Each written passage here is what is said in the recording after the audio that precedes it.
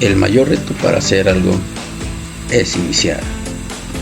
Ponemos pretextos, buscamos a alguien que lo haga o simplemente nos da miedo de regarla.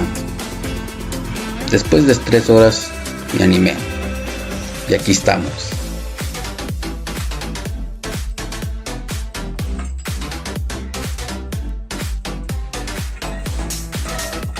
¿Qué no hago que hacer?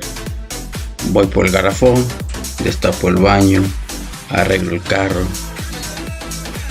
Mejor digan que quieren ver gotitas.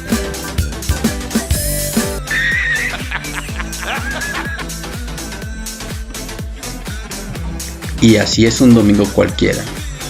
No todos son salidas, comidas. Hay que hacer de toque un coco. Y nos vemos. Hasta la próxima.